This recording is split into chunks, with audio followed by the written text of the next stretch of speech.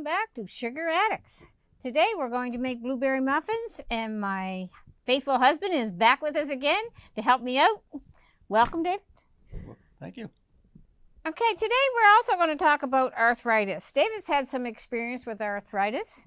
He has had problems with his hands and his knees, and he was going to tell us what the diet has done for his arthritis. So tell us, David.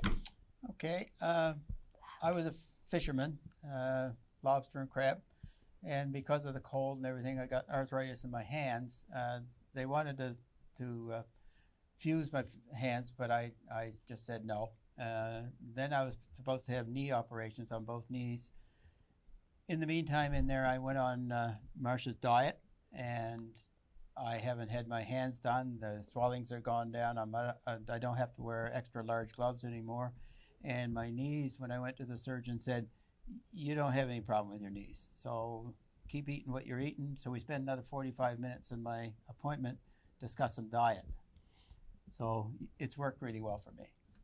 So again, arthritis is caused by that acid side of the pH table. When when you're eating all those nasty foods, your system becomes acidic and it causes arthritis, and it causes inflammation, which causes arthritis.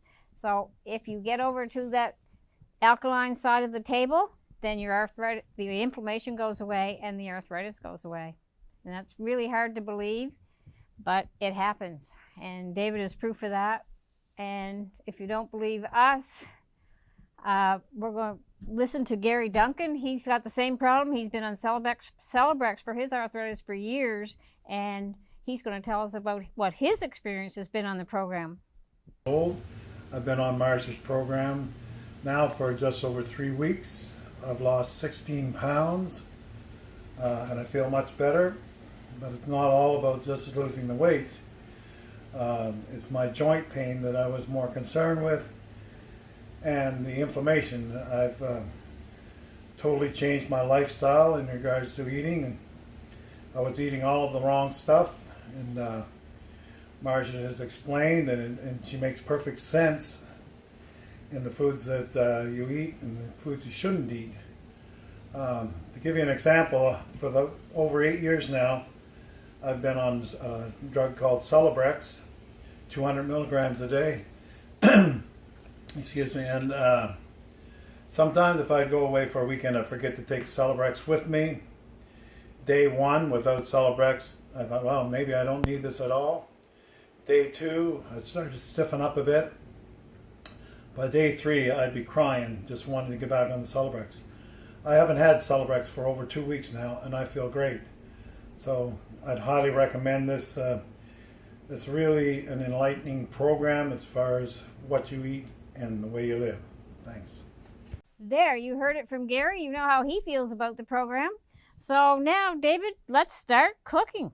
Yep. We're going to make blueberry muffins, and there's a few secrets to make. We have to put the blueberries in the muffins. What blueberry? Good job, you're cute. Anyway, there are a few secrets to blueberry muffins to make them really good. And one of the important things is to have lots of blueberries. We have 2 cups of flour and 2 cups of blueberries. So it's an even, equal ratio there, and that makes them really yummy. Also, lemon. Lemon brings out the flavor of blueberries. So we have added lemon zest and lemon juice to our blueberry muffin recipe. And in the end, we're going to put a lemon glaze on the blueberry muffins, which makes them just have that zing that'll just pop your taste buds. Okay, now, food processors. Remember we talked about food processors in our last episode and how important they are? This makes the blueberry muffins really easy. We're just going to take everything, dump it into the food processor, turn it on for a few seconds, and we're done.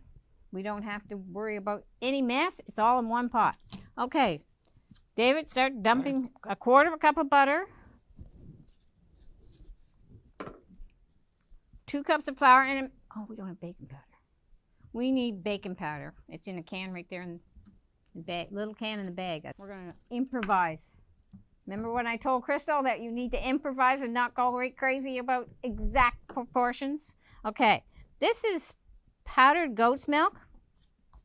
Really easy. You can get it at Walmart. Keep it in a can. If you don't use a lot of milk, it wastes a lot in the fridge. So I use powdered milk quite often.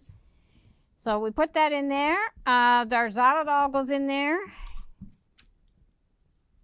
How much? That's 3/4 cup of xylitol. 2 teaspoons of baking powder. Another one.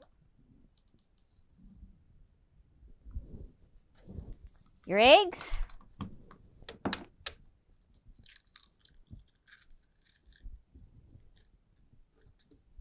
No shells, just eggs. Why? I remember the first time when Gary, I had to teach him how to crack an egg. He didn't know how to crack an egg.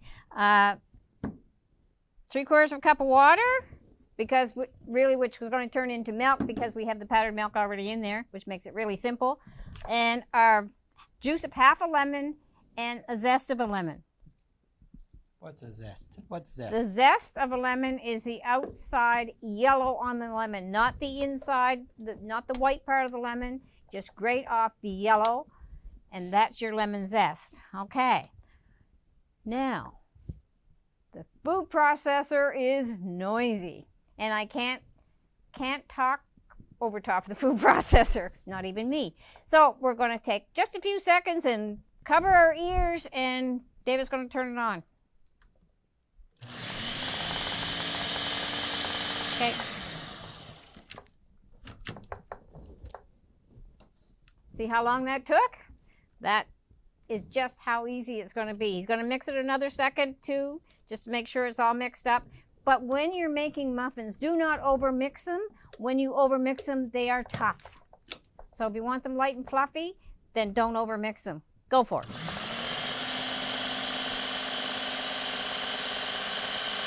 Okay. All right, that's done. We're going to take the plate out. We're going to mix in the blueberries, put them in the pans. We need a pan. We need the pan. So don't go away. We'll be right back. And we are going to put them in the oven, and we'll have nice, warm blueberry muffins with a nice lemon glaze. So come right back.